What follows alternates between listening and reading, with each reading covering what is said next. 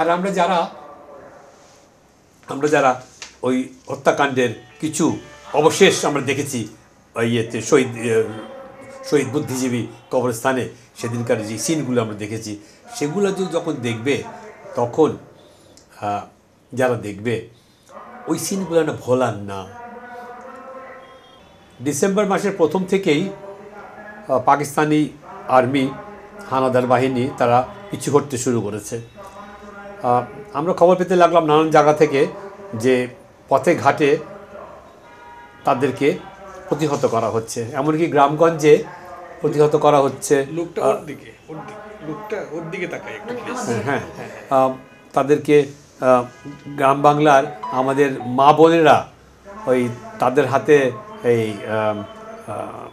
দা দিয়ে তাদেরকে পর্যন্ত প্রতিহত করা হচ্ছে, এইসব খবর আমরা শুনতে পাচ্ছিলাম। আর ঢাকায় তারা ফিরে আসছে সবাই সব জায়গার থেকে। চিটাগং ক্যান্টনমেন্টের দিকে চিটাগংয়ের পাকিস্তানি সৈন্যবাহিনী ঢাকার ক্যান্টনমেন্টের ঢাকা শহরের দিকে ওরা সব ফেরত আসছে। তা আমরা যারা মাঠে ছিলাম আমরা বুঝতে পারি যে the war is over, we have won it. We didn't know the exact ending of it. শেষটা এক্স্যাক্টলি কোন দিন হবে, কিভাবে হবে তখন জানতাম না আমরা। তো এই অবস্থায় মানুষের মনে একটা খুব উচ্চ স্থানে একটা খুশির জায়গা, একটা আনন্দের জায়গা, একটা দম্ভের জায়গায় চলে গেছে।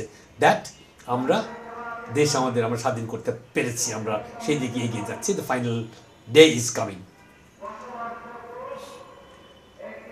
আমার এখানে সবাই এক একজন এক একভাবেই এটাকে ধারণা করে যে পাকিস্তানিরাই এটার 14ই ডিসেম্বরে যে হত্যাকাণ্ডটা চালালো ইউনিভার্সিটিতে, এটা তারাই পাকিস্তানেরই করেছে, বিহারিরাই করেছে, মূলত বিহারি।